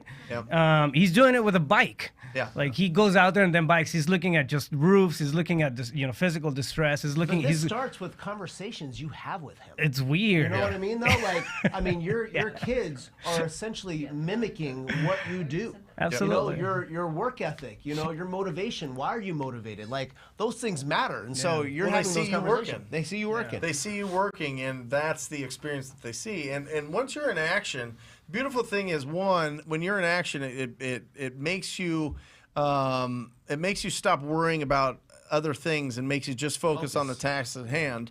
And when you can teach your kids to do that, then all of a sudden they're finding their passion. They're finding what they really like in life because they can actually focus on something. Right. And I think that that's incredible. And just awesome. being that magnet for your kids and for the people around you. I mean, it's so incredible, especially when you can effectively communicate because you've talked to so many strangers and you've really worked on your communication skills. Right. All of a sudden, people want to be around you. They want to give you money. They want to be a part of it. They want to, maybe further along that legacy, whether they're your kids or not. Isn't that the hardest thing, though? Talking to strangers? Yeah, of course. Like, right? Of course. So do you get anywhere by staying in your comfort zone? No, never. No. So getting out of that bubble and actually doing things that make you uncomfortable is what sets you up for what's positive going forward. Only if you want the freedom to put your attention on what you feel is your mission in life. Only if. Right. That's it. What's your work for mission in life? options. What do you want to do? Yeah, Like, what optional. impact do you want to have? For real. Like, if you know what it is, then I wrote this down. When you are clear about what you want and why you want it, you become clear about what you need to do to get it and to keep it. Right? I'm getting chilly over here. Yeah. That was. I think that was a wizard moment. That was a With wizard. the pen. Yeah, you should have done the pen thing. Yeah. Yeah. There you I go. love it, and it's on point. So that's good. Driving for dollars. So true. Devontae. Yeah. Or biking for dollars. Or biking for dollars. yeah. Whatever Yeah. you got to do. Whatever you got to do. Yep. I'm telling Or you. couch surfing for dollars. Yeah. Love it. One ton Patriot. There he is. Look at that truck. There he is. Dang. Yeah. Dang. Yeah, he sent us pictures. Is it 1 ton? Yeah. Wait, do we have it? Do we have the full picture? Okay. Real estate. I have been on my part companies, but to finish my parts to drive down there. Okay. What? Unfortunately, got in a wreck this weekend. Somebody rear-ended my Patriot. Look at this thing. Oh no! Oh, rear-ended the Patriot. Was it How a do you not semi-truck or- see that coming? Oh, that's what hit it. Oh, Yeah. jeez, Louise. Okay, so apparently he said got rear-ended at a stop sign. He was going about 50 to 55 miles, and I was dead stopped. Well, good thing he had that that One truck. ton. Imagine if he was in like a Miata. quarter ton. Yeah. Yeah. The other guy wouldn't even have noticed. No, he'd be like, He's in like a smart car. Is that a school zone? oh, glad you're okay, man. Yeah. That's Yeah. By the Dang. way, fun fact: if it's over 6,000 Yep. pounds, it's completely tax deductible. Oh, So yeah. find out. Yeah, Yeah, that's we right. found that out last year when I needed a new car. Hashtag not a because of all CPA. the driving And he's got over 2 there. deals closing before. Yes. First, right? Those are his first two deals. Oh, dude. And he had Beautiful. to recover both of them. Like, they were both going sideways. South. Yeah. Oh, I love Nice. it. Good Congrats stuff. on that, man. Good stuff. What other objections are you guys dealing with? I Have I heard an injection? Well, I think they're throwing them at you, but I think Oh. you're too good. I think you're like, Oh, is that's that what it is? That's That's what I just breeze right that's through. it, Is that what- yeah. He's got Right there. rebuttals for the objections of the objections. Brandon asks, what's a good way to follow up on leads when starting out? Any way you can. Perfect. Yeah. Any way you can. If you're calling and texting, I try to get Chad to get email addresses. He forgets. But like I try to get any point of contact I can possibly get because they're not answering the phone. Maybe they'll answer a text. Maybe they'll answer an email. And if I Yeah. can't get them that way, then I'll go to their door if I'm if it's close. But there's no bad way to follow up. Yeah, it's Nike. It's just do it. Just do it, For yeah. real, Brandon. I mean, that's all it is. There's so many amazing memes that show like lead follow up, just do it type of thing. It's just, here's the thing.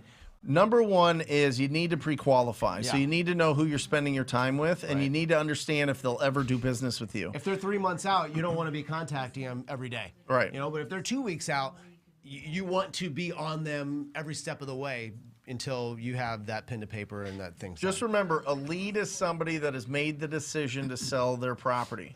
You're not going to convince people to sell their property. They have to already have that. Now, they might not have, they might say, yeah, I want to sell it. And it might take a year or 2 or 3. We've had that where we're talking to them and talking to them and talking to them. But for the most part, they need number one, they need to want to sell that property. All right. Number two, you need to pre-qualify them to see if you're the best option for them. If a cash as is offer is the best option, because it might not be, and you can do different strategies based on what they want for that property and the condition of the property. And then you always have to be adding new leads. Like, that's the whole business. That's business in general. If you're not adding new leads to the top of the funnel, your business is done. Yeah, it'll all fall. right. It is the coal that you shovel in to the engine of your train to get it to go down the tracks for real. And so you need to be having a ton of leads. And if you have a ton of leads, then you're not worried about the one that gets away because they don't want to work with you or whatever else. So a lot of people hold on to their leads and they don't call them because they don't want to be crestfallen. They don't want to be heartbroken when they tell them that they don't want to sell or that they sold it to somebody else or they decided to list it or whatever else. But guess who is calling them? Someone else. Yeah, for sure. Our sure.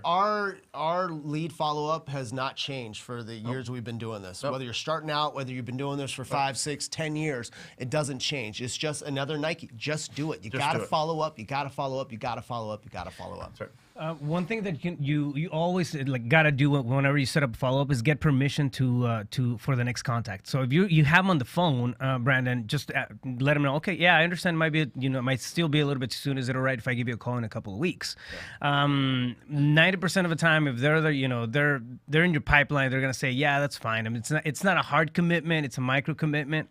They're gonna be okay with it, but it releases the stress from your side of thinking, okay, I'm gonna bug them. bothering them. I'm bothering them. And then when you call, it's like, hey, this is Brent again. Just, as promised, just following up, just letting you know that I'm here. I mean, no pressure, no rush or whatever. It's just touching base. Anything changed since the last time we spoke?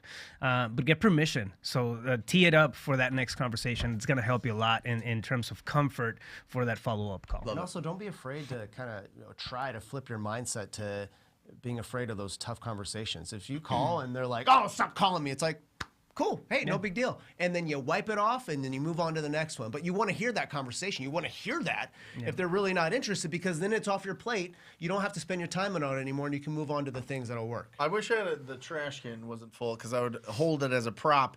The trash can is one of the most important things in lead follow-up. Get rid of the bad leads because they hide the good leads. Yep. For real, get rid of them. Move them through the process. If we can't help them out, get rid of them, move on. There's more piling down, right? As long as you have lead generation figured out, this middle part of conversion, you're going to be able to filter out and get consistent deals. Starts with making sure that you have them coming in and they're good quality leads. All right? Glenn asked, just help, or this didn't ask, just help a seller out of foreclosure. House is vacant for 3 years, set to close next week. Wait. For $20,000. Connected a national developer to an 18-acre land development. Contracts are signed. Potential to make $65K from just doing TTP on that deal. Closing in 30 days. Come on! Hey, Boom! it's gonna be a loud one. I gotta. You're going to get it now. Glenn is That's on amazing. fire. That is amazing. That is, so what is that, 85K? Yeah, the first one was 10. or Well, I mean, 20 yeah. there, in there, 65. That is fantastic. Awesome. Listen, $65,000, massive deals. When you get that $65,000 wired into your account, or you get that as a check, your brain is going to break. Yeah. Your brain's going to break. And then you're going to realize, oh, wow, I have to pay taxes. The taxes. Yeah. You're like, whoa. 30%. I got to keep doing this. I'm not independently wealthy yet. Okay. How many touches on average to a direct to seller lead to get it under contract? Great. Ooh, that's a good question. So how many times are you calling on your leads? So again, it depends on timeline, Right. right? I mean, we've had people in there who've been in there for 2 years. I've had people in there one day. One day, Yeah. yeah. So it really kind of just depends on timeline. I think I've probably talked to somebody. Oh, geez, do you have a rough number? Probably 30 or 40 times, in maybe like an 8-month Yeah. process. Because he wants to sell, but then something happens and it extends it. But I don't give up on it just because he said he wanted to sell in a month, but then it turned into longer than that. Like he still wants to sell, but things come up, and so the amount of times that I have to, How I many have to times talk did to you talk to Miss Majors? probably more than that. You know how many times I was over at her house? How many? Quite a few. Chad was over there once too. Yeah. She serves us chicken and orange soda. There you go. Nice. There you go. Yeah, so no, we talked to her quite a few times. Honestly, it doesn't matter how many times you're having to contact these people. If they are still legitimate, wanting to sell, things happen, just follow up. Sometimes it doesn't take any time at all. Sending a text, hey, just wanted to check in on you. Do you need anything from me? Are there any questions I can answer for Well, you? if you have to talk to them 50 times, let's say you have to touch 50 times, but we average $70,000 a deal. Yeah, Each time is over $1,000 that you earn by just staying in front. yep. It would be $0 if you don't follow up. 0. So just go and go and go. I would say probably average 20. Average 20. Okay. Yeah, just about. Yep. There you go. Noah, Brent, how much do you bend? Oh, geez, here we go. Here we go. The answer to that, Noah, is not enough. All right? It's never enough. Never enough. The most I've ever benched is 385. There you go. Yeah. Now it's like 345. Justin, 2 driving for dollars deal in 2 months, 23,000. Look at that Wow, baby. and Look at Justin- that baby. Come And on, Justin is like 2 years old. I know. Jeez. I don't even know if he's old enough to like tricycle for Yeah. dollars. This is our youngest. He's this is- crawling for dollars. He's our youngest audience member right here. Justin, looking good, man. Awesome, dude. Hey, I recovered from that English joke from earlier. I mean, recovered? this one was pretty good. That was great. was pretty good. What was the English joke you were I saying? don't Something know, about mate? something about Mate? the accent, mate. Yeah, Mate. which is It was. Australian, I mean, yeah. listen. I mean, I don't know. You're trying new stuff. yeah. You I'm gotta telling- throw stuff out. like, oh, outside so my, you gotta outside the comfort crush and zone, burn right? on Like that. we That's all right. Yeah. You should see my Millionaire Before 30 jokes. They're real bad. The dad jokes? On Thursdays. Yeah. Yeah, they're just, dad jokes they on nobody people under knows. 30? Nobody Yeah. knows who Vanna White is. Nobody knows who anything. All right. That's true. Objection. Husband is motivated. Here you go, Ryan. Husband is motivated to sell and move due to medical health issues. Okay. He had said 3 to 6 months. Wife does not want to move. Is it a call together to talk with the wife? Is it a call together type? I mean, are they both on title? No, I think it's a joint thing. So he's obviously going through some health issues. It's an emotional process. She doesn't want to leave. So I mean, have a conversation with both of them if you can, and see what you can do. Yeah. To help them along. Like, What's the timeline on all of this? Like, what are they doing next? Can they even move? So there's a lot of things you kind of have to pin down to figure out whether or not it's a viable And spot. Heather, here's the interesting thing. So there's a difference between objections and conditions. Conditions, yeah. A condition is the wife doesn't want to sell, right? And then you're going, okay, well, we have to have a conversation with the wife to convince her that this is a great plan, right? That's a really rough road to go down. It really is. So the conversation I would have there is, with these medical and health issues, are they going to be able to afford the house? Yeah. Seriously. I mean, that's what you really want to understand is if they can afford it and she's working and doing things and he just wants to sell for whatever reason, maybe he can't keep up the property. Maybe he was the guy that went around with his honey-do list and he was fixing everything and doing everything. Now he can't. Now he feels bad, so he wants to move into something smaller or whatever else. She loves the house. So Motivation is important here. yeah, you got to make sure that if there's a condition, you're not jumping over that. If it's an objection of, hey, I want to sell, my wife's thinking about selling, but she's not sure if it's the right move for us, then you can have a conversation there. The door's open and just see what they're feeling. What would you do if you did sell? Right. Where would you go? Where would you go? If you didn't sell this property, what would happen? Yeah. Just ask that question. If you didn't sell this property, what would happen? That's a good question. I don't use Yeah. that. That's a good question. There's another one for you. Yeah, thank you. There you go. So there you go, Heather. Austin, how many addresses does a VA need if they prospect 20 hours a week? It seems like I'm burning through my list fast. Austin, here you go. I'm going to show you this. Okay. I'm going to keep this one on because that pumps me up. I'll get rid of this because this is. So what it is you can call about 50 addresses per hour. Okay. You only want to go through, whatever. We'll leave that there. Okay. So it's 50 addresses an hour if you're using a dialer, right? Which is about 150 calls because typically there's 2 to 3 numbers per address. And then if they've got 20 hours a week times that 50 addresses, you're at 1,000 addresses a week that they're getting through. You want to go through this list twice. So you go through that week 1, week 2, and then week 3 and 4, you need another 1,000 addresses. So you need 2,000 addresses if your prospector is going to call 20 hours a week. Make sense? Good. There you go. Good. Crushed it. Just like that, yeah. The Novice Wanderer. I'm in Houston and have $30K to put towards my business. What should I do first? What do you think? $30K to put towards his business? Yeah. I guess marketing. Yeah, I mean, it's lead generation. Yeah, Everything learning how to starts get with your lead leads. generation. You've got, deal machine for sure, batch dialer for sure, and either batch. I would probably go with batch leads. I just had a meeting with them. Batch leads is about to get real crazy. They're doing good stuff. Real crazy. They're real good They have spent millions in this thing. It's crazy. So batch leads, and then I would just start making the calls.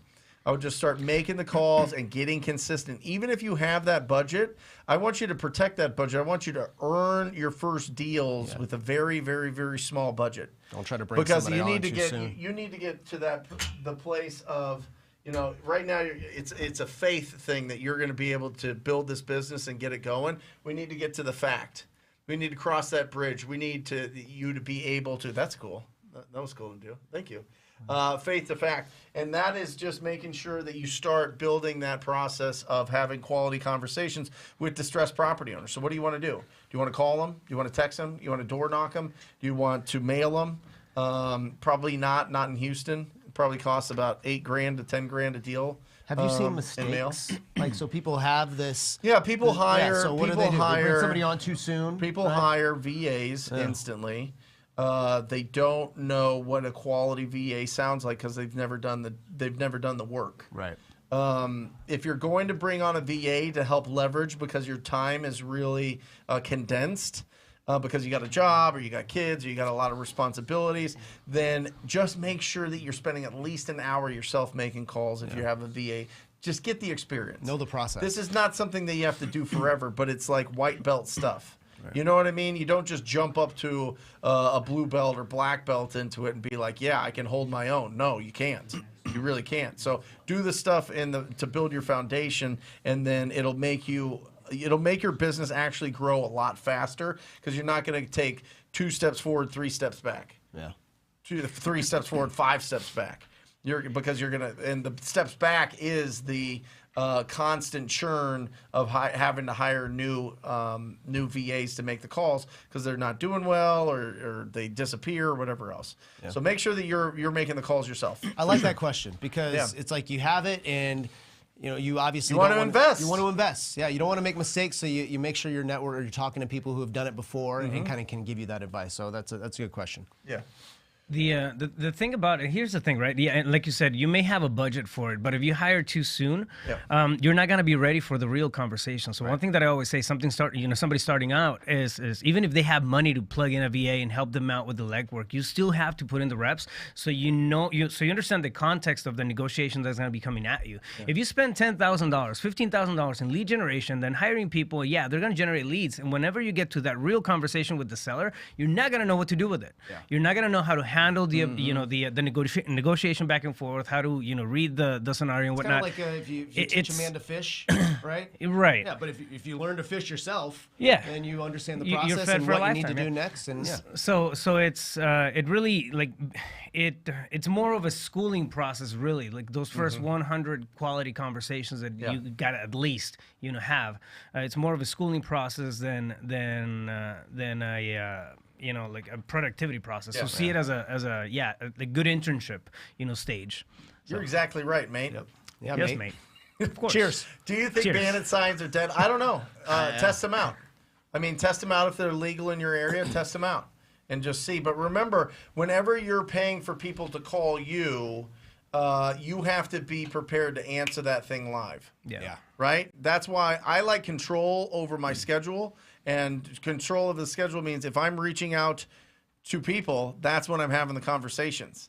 But if I'm getting a call and I'm on a date, or I am tucking the kids in bed, or I'm dropping off at school, or doing this, I can't answer the phone. You still expect us to answer if we're on a date. Right. Yeah. Well, that's Giving 100% the kids a right. bath, and I'm like, no, I can't. No, Brent's good. Yeah, sorry. Listen, there's 4 of you guys. It rings on 4 phones. It's 2. Nobody. It doesn't ring to Chad? No, it does. No, Jeremy and Chad, Jack? they don't answer. Yeah, you should talk to them. Well, first of all, I think I know, under bus. I think threw it. Chad. I threw it. Oh, Chad does the majority of them. You want me to pour more money into marketing to get the calls coming in? You want me to make you crazy? Chad and I can handle it.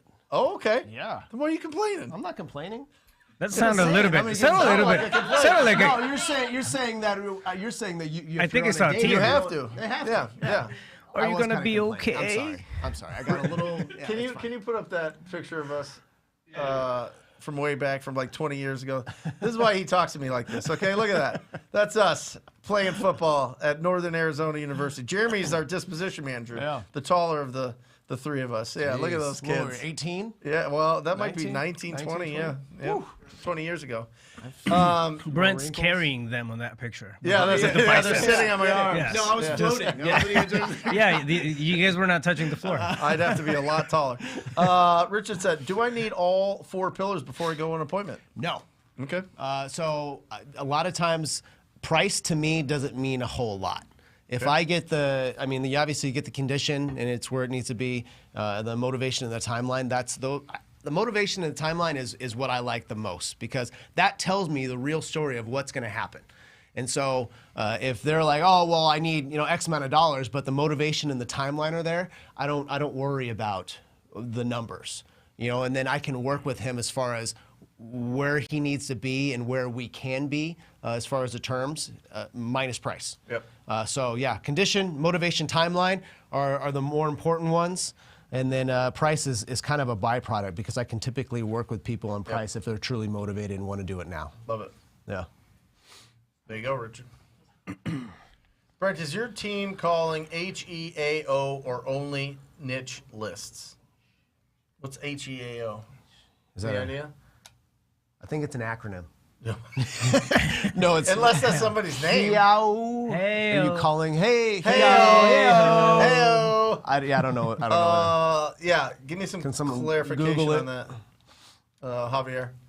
What do you think about TV advertisement, Kim? It's real popular. There's some incredible companies that can help you out with that. Tony Javier is one of them. Just Google Tony Javier real estate TV.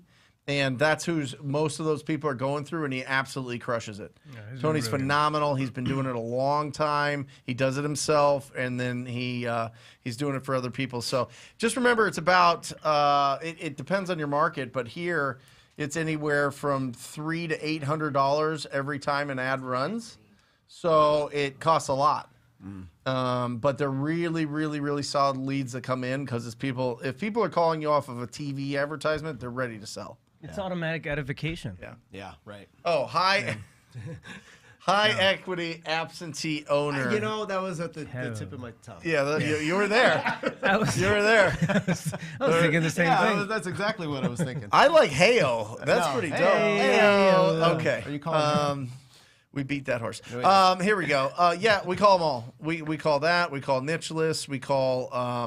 We now just recently, I think we're getting our Audantic list. Yeah. That's the big boy one. Audantic is a bunch of computer scientists out of Seattle, and they do a phenomenal job of trying to figure out. They look at all the sales that happened in an area, and they reverse engineer it to what were the sellers, what were the sellers into, like what were their magazine subscriptions, what did they get, what do they subscribe to for their for different streaming services or whatever else. It's crazy. Listen, if you think that people don't know everything about you, you're nuts. Yeah, seriously. You're nuts. When you press that terms and conditions things, that means that they basically sell your data to everybody. I was redacted for a long time when I was in law enforcement. Oh, I And bet. As soon as it's probably like 3 or 4 years after, I'm like, oh, there I am. Yeah, yeah. Own a cell phone.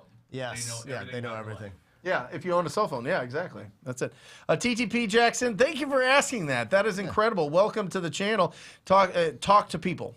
Stands for talk to people, right? Behind Ryan's head. Yeah. That's Yeah.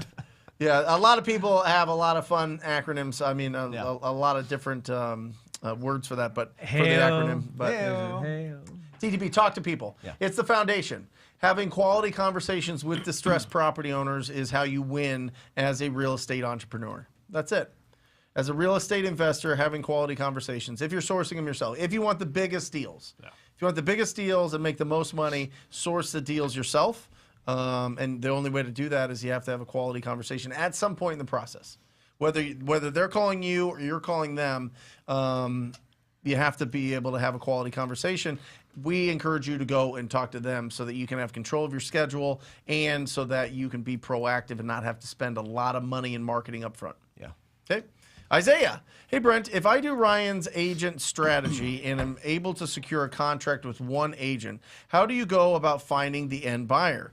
I'd still want my agent to receive the full 5 to 6 commission. Yeah, it's the same process, Isaiah. So if you lock up a deal, so what he's talking about is Ryan Zolin's agent investor program, which is phenomenal, guys. If you get a deal, it's the same. You're just getting it out to your preferred buyers. And typically what you want to do, Isaiah, is have 5 to 10 of the best buyers and just reach out to them individually. Ryan will sell his properties to the same 5 to 10 people in the valley here, in Phoenix here, because he knows, one, they understand and they can make good decisions and that they're going to actually close it. But two, if you start blasting it out to thousands of people, they see it that it's on the MLS. They just ignore that you have it, and then they just wait for it to fall out, and then they swoop it up off the MLS or put it in a backup offer directly. So he goes to his trusted buyers, and he makes sure that they're ready to close. Cool. Yep.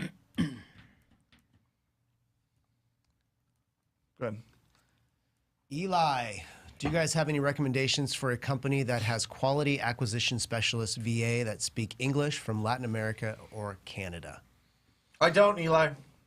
Do you, Ref? I No, mean, this not- is not more for your acquisitions. world, but acquisitions, I've always had it in-house. I think acquisitions are critical. Yeah. I mean, you can have as many leads, but if you can't close those leads, I mean, first you have to have leads. Let's be honest. You, as a business owner, you're in charge of getting the leads. But if you can't close those leads, then it is just, we don't need that. You don't need, If you can't close it, then you don't need leads because you're just wasting your money. So I would hire somebody that is in your market, 100%. Now, I know a lot of people are doing that where they're hiring people to do sales from Mexico or from South America. I just don't do it. So you would have to find. I think Brandon Barnes out of Atlanta does a good job with that. So I would see if you can link up with him on his Instagram. But I don't. I think just having it close gets you bigger deals. I agree. Yeah. There you go. Yeah. 90. How much did we make? That was profound. 90 something thousand. Very profound. Yeah. That's crazy. 90. Are we having a glitch in the matrix here? No, Kenny is asking a question. Oh. No, I'm scratching my head. What? Oh, I She's- thought it said Kim Young. I thought you were Kenny. Well, it's kind of spelled all weird. And I was like, waiting. I thought it was for you. Brat. Yeah. That is you. I am a brat. You are a brat. Apparently. Kim, yeah. So put in the overall. Put in the. I meant seller. No, I get it. Okay. I get it. What is the offer? This is what I would suggest if you're just to make it easy for you, Kim. All right. The first one is this one. TTP offer price. This is off of the Zestimate. If it's 250,000 or higher, 66%. If it's below that 250 to 150%, and if it's 100,000 or less, 25%. And the breakdown that I do, I'll do this real quick, is if you are, we'll do it right here. I'll tell you what, this whiteboard is, yeah, we're getting a lot of utility out of this whiteboard now. All right, listen, here's the thing. If you are above 200,000, above 200K ARV, this is what I want you to do. ARV times 0.84, right? You're going to take 16% off. 10% is the profit that an investor is going to want. 6% is closing costs, okay? Take 16% off minus repairs, and that is going to be your wholesale price, okay? And then you subtract how much you want to make. So subtract 20,000 if you want to make 20,000, and then that is your max allowable offer or your offer price to the seller. Okay? Now that's for properties that are above 20,000. The only difference, 200,000. If they're below, this is going to change a little bit. Below, I want you to go 0.94. Get rid of this 10% profit because you want to put in a minimum of $20,000 profit on any deal. Okay? So you're getting rid of all this. You still got the 6% for closing. Right? You're taking 6% off the ARV minus 20,000 minus the repairs is your wholesale price, and then minus what you want to make on that, and that's your max allowable offer. That's the difference. Okay? Now listen, if the ARV here is 100,000 and you're taking 20,000 off here, that's 20% plus 6. That gets us close to that 70%. Remember that 70% ARV times 70%, that's coming from a world where properties were on average, like $100,000 or $120,000. It's old school. Doesn't work. Not a seller's market where it's going bananas. Inventory levels were different. The inventory levels are different, which means prices were different. Yeah. Hope that helps, Kim. You brat. Nailed it, Brett. Simone, I'm trying to make an offer on a property that's going through probate. Nice. The seller wants a release of deposit once the offer is accepted. No. What does that mean, and how should I structure my deal? Simone, I'll tell you what. I could do this deal, Simone, but what I would do is I would first find out, if you can, Simone, how much do they want for earnest? Now, they want it to be released to them because they just want to take your money, or they just want to make sure that you're serious. So the way you do it is, okay, I want to show you that I'm serious. I want to know that you're serious. Here is a memorandum of sale that I want you to sign that goes with the release of the earnest money. That says basically that I have the right to purchase this property. You can't sell it to anybody else, and you can't cancel. Right? You commit, I commit. I'll commit to you. I'll give you the money Yep. if it's reasonable, but you got to commit to me. And I'm going to record this as a lien against the property. Fair enough? Right, Ref? What do you think? Also, if you're doing the memorandum, just throw it in, put it in writing. That's what I'm saying. Yeah, in the agreement. Yeah. Yeah. No, 100%, 100%. If again, it's if you're conceding to something, get something back. Don't just give in, gambits and whatnot. Yeah. Yeah, it's absolutely the way to do it. So I don't mind that. Listen, if people are like, I want 5,000, I want 10,000 earnest, we want whatever, we'll do that deal. That's fine. As long as we have an inspection period or whatever else. If they want it immediately released to them and they're not willing to commit to closing the deal with you, you're literally just throwing money away. Yeah. They're literally trying to scam you in some level. They're trying to get money for nothing and see how many times they can do that because they're tired of people calling them. So, yeah, absolutely. I can absolutely get that released to you. I just need you to sign this document, and I'm going to put it as a cloud on title to make sure that I can purchase the property and you guys don't disappear on me, right? And then the numbers have to be perfect. Yeah. The numbers have to be perfect. You need to make sure that you really understand what you can offer on that, what you really can get out of that deal, right? I would have it pre-sold to one of my elite buyers before I gave any money up. Hey, listen, I've got this deal at this price. Do you want to take this thing down? Is this a deal for you? Yeah, 100%. I'll close on it tomorrow. Great. Then you got the commitment. Then you've got the commitment from your buyer and the commitment from the seller. You're in a nice position. If not, Simone, they're just playing with you. Yeah, they're just playing with you. I don't know if this is getting too much into the weeds, but Get in the I want weeds. to make a point out of this. All right, so throw something in there in the agreement that gives you time to go through the probate process. Sometimes they take longer. There's the hiccups along the way and whatnot. You don't want to time yourself out of that agreement, even if you have that memorandum. You have a way of just throwing a clause in there that allows you to see the whole probate process through, even if it takes longer than the usual. Yeah, like inspection period starts once completion of probate. Yeah, exactly. So if you're gonna release any money, make sure that you're protecting yourself along the way. So Awesome. Was that far in the weeds? Yeah. No, very far in That was the good. weeds. Eli, what percentage do you recommend if it's all commission salary and not hourly? What CRM system do you recommend? It just depends, Eli. You would have to have a good track record. You want to switch that camera over at some point? There we go. It depends on how much you're making. Like if I went to Ryan and go, Ryan, you're going to only make commission only. Ryan has a base plus commission, right? If I go, you're only going to make commission only, and you go, okay, well, what is that? How much would that be, right? And what percentage would that be? And so typically you're going to be paying, 15 to 20% of the deal if it's commission only. But you need to make sure that you're giving them enough opportunities to succeed. Like if you have a $300,000 business and you're giving 15%, nobody that is really, really, really good at closing is going to stick around for 50,000. They're going to be looking over their shoulder, brushing up their resume, looking for any other kind of sales opportunity that can get them to six figures. If you have somebody that is part of sales and conversion that doesn't want to make six figures, you've got the wrong person. You just got the wrong person. So if you're going to do that, you need to make sure that you've got it enough up front, enough opportunities, and your spreads are big enough, and your profitability is high enough to where you can give them a good 15 to 20% is pretty typical. But you need to get them up over six figures. CRM system was built by that man right there, Rafael Cortez. And what do you call it, Raf? It's a Pulse REI CRM.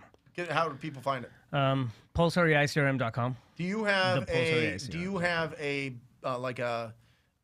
starting out version, or do you just have the big boy?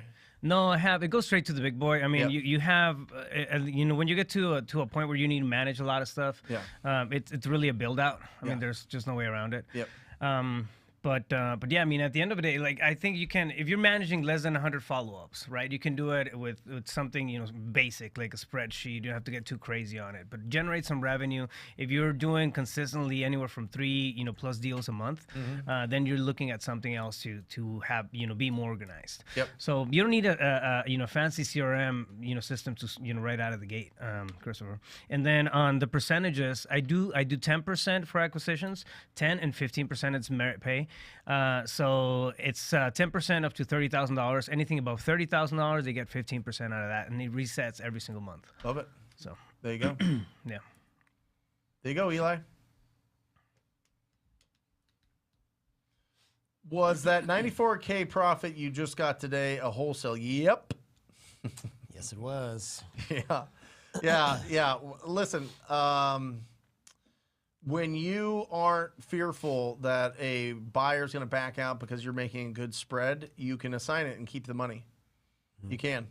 Some people like double closing just because it shows the actual purchase amount that the buyer is ending up paying for it, and that really helps them with their appraisal on the back end. But most of the times they can just show the settlement statement when they go to flip it to show what the total cost was versus what they sold it for, and it's not an issue with appraisers. Yeah. You know it. Yes, it is. Ace of Drace. Look at that happy guy. Yeah. I'm cold calling today. Wish me luck, y'all. You got this, Ace of Drace. I am Yes. telling you, stand up. Be in a well-lit room or be where the sun is shining in, all right? Have a lot of enthusiasm. Just focus on each call individually. Just do your job that one call, all right? And just keep going and build the momentum Don't be discouraged. You don't know these people. You Yeah. know what I mean? Yeah. You don't know these people. If you get a bad taste in your mouth because somebody didn't want you to call, move on and keep dialing. Listen, the fact is there will always be more people that you've never met than there are people that you've met, right? Yep. And unless you're getting all your business from the people that you have met, you have to go talk to all the people that you haven't met. Yeah. So just go out there. The more people that you can have the conversation, the higher your skills, the higher your confidence, and the higher your profits are going to be. I love it. Yep. Isaiah, how would we get around the earnest money deposit? I hate to lose it in the event I locked up a contract too high or I'm not able to find a buyer. 1, don't lock it up too high. Don't lock it up too high. 2, make sure that you have a lot of buyers. 3, Give yourself as long of an inspection period as you can. yeah, but then it but kind then of puts it a puts seller us in a on seller bind if bind, you locked it up too high. So, and then they get real pissed off. So, Isaiah, listen, you don't. If it's required, if you need to have what's called consideration, which is earnest money deposit to make a contract valid, then you need to. Some states require it, some states don't. All right. So if in your state that you're doing business it does, then you have to put it in. If not, then just negotiate it. But if you can't get it sold within your 10-day inspection period, you locked it up too high. In this market, if you don't sell it and it's fast, you locked it up too high or you don't have enough buyers. If you don't have enough buyers, you need to go ttbinsider.com, hit that little JV button, submit the deal. Jeremy will look at it and see if he can help you out. Yeah. For real. But the earnest money deposit should not ever be an issue because you lock up real deals. Yeah. There you go. There you go. Man, this went fast. Holy cow. We got 5 minutes left. Real Guys, fun. get as much as you can out of Ryan in the next 5 minutes. I know. Jeez Louise. That is awesome. Yeah, By- TTB Insider guys. By staring into those beautiful green eyes. That's it. Yeah, there you go. Watch out. Dang. Lockdown corner. Lockdown corner. Lockdown corner.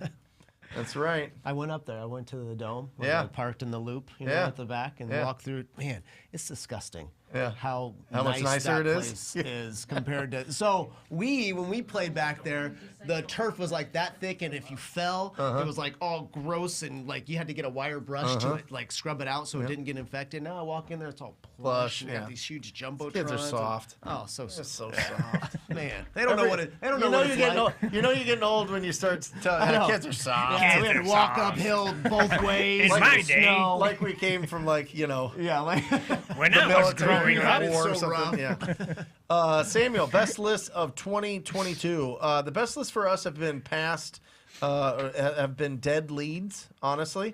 So we keep our leads in our CRM, and the ones that wanted too much, we've been able to go back and get. Still driving for dollars, still some niche lists, whether that be, well, we're starting with Audantic, which is phenomenal, but for everybody else, driving for dollars, tired multifamily, tired landlord, what else? Land on some levels. What violations was are good. what was the list that the one that we just sold today? I think it was Audantic. Was it? I thought it was. Yeah, it could be. Yeah. There you go. So there you go, Samuel. Just happened, actually. Might be. I mean, for us, 94. No, No? 154. Was it? Yeah, that was the eviction, or not the eviction, but the guy sold, and then the family was still in. Yeah, but that was a flip.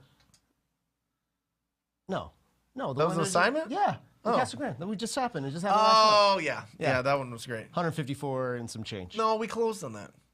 No, we didn't. We bought that. No, we didn't. Yes. No, we're gonna talk to Jeremy. Yeah, we bought that. Yeah. We did not buy it. All right. Well, we'll find out.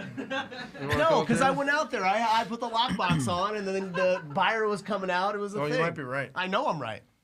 You might be right. Let's see. What did we make? 154 and some change. How can I help you, sire? Hey, Jeremy, what is the Casa Grande one? Did we close on that, or was that just a straight assignment? We closed on it first. Oh, first. Okay. Well, I mean, was it like a double close, or was it we closed it and then sold it? We closed it and sold it. Yeah, that's not an assignment. That's the same thing. That's okay. That's the same thing. All right. What'd you make? Wholesale. What'd you make on that one this morning? 80s. We have to pay a commission to roof stop. So, Oh, okay. and the double close piece. So it's like 82, 83. Okay, got it. So we're closing it. Just double close. Okay. Or double escrow. Double escrow. Sorry. Double escrow. Okay, got it. Well, then the one last year, the multifamily Yep. we bought, Yep. I think it was 112. 112. Yeah. Yep. so then- Yeah. Okay. Thanks, Jeremy. All right. See you, bud. See you guys later. Thank you. He always calls me sire. I'm like, what? Hello, sire. He also writes poetry and He everything. does. It's All like the he time. was like in the medieval ages and they just transported him here. Anyway, so here you go. To answer that other question, the 94 is not 94. It's high 80s because we're doing a double escrow, so we have to pay some costs and some commissions. So that's not an assignment. It's a double close. I didn't realize he was selling it to a hedge fund. I'm telling you guys, Roof Stock is buying everything. Roof Stock is buying everything. Anyway, and then the second one, we did close on it. Ryan was wrong. And that's great because listen, he should be focused on closing deals and not dealing with the details, right? It was, and that was a detail Deal with that I the missed. deals, not the details. Richard says, what's the most important thing to do in an appointment? Get the contract Get signed. the contract signed. Yeah, don't leave without an agreement. I think just go in there with some patience, right, and some support. I mean, you don't want to go Servant heart. Serving heart. Yeah, you don't want to go in and go, okay, yeah, what's this place? Or, oh, well, I can give you this. You know, I Yeah. always try to sit them down before we walk through the place, and then that's where I ask, like, what are your goals? How can I help you here? Right. You know, and so just be patient, ask open-ended questions, and get it locked up. Yeah. Yeah, I think, Richard, that's perfect. Don't go in there to beat them up. You're going there as a servant. You're going there to really help them out. And if you ask them their goal up front, that you can really understand and get to the point where they're ready. But you also want upfront agreements, Richard, before you go out there. You know, if when I come out there and it makes sense, you did this yesterday with the one that you had to drive 3 hours to get there. You know, if we're going there, are you really going to sell it? Yeah. Right? Which didn't work out. Yeah. It was more of a prepping type of thing. Like, he's still going through stuff with his kids, Right. but I'm the only one that's been up there. Right. I'm the only one that's gotten Right. pictures and things like that. The only ones have face-to-face time with this guy. So when it happens, and it will ultimately happen unless the kids buy it, who Right. knows? It's gonna be us. And so it was worth the time because you set the groundwork and And that's kind of what it's about when they're not immediately ready right then. You put that foundation down, so when they are, you're the guy, you're the girl, you're the whoever. That's the perfect way to end this show. Come on, guys, let's bring everybody up. We're going to bring the whole crew. It takes a whole village for this show, and we're excited every single week on behalf of Raphael and Matt and Aaron and Kenny disappeared, and Alejandra. There we go. We love you guys. I love you. Thank you for coming on here. That was awesome. Thank you so much. Guys, I'm going to be gone next week. I will be in Disneyland, so I'll see you in 2 weeks. We're going to Disneyland. Well, you're probably not. It's the craziest place Aaron's so excited. I know. It was cool. You'll have fun. So there you go. So remember, guys, keep your house clean. Protect your health. And increase your value to the world, and you will live a fantastic life. I love you. I'll see you in 2 weeks. Peace, love, and happiness.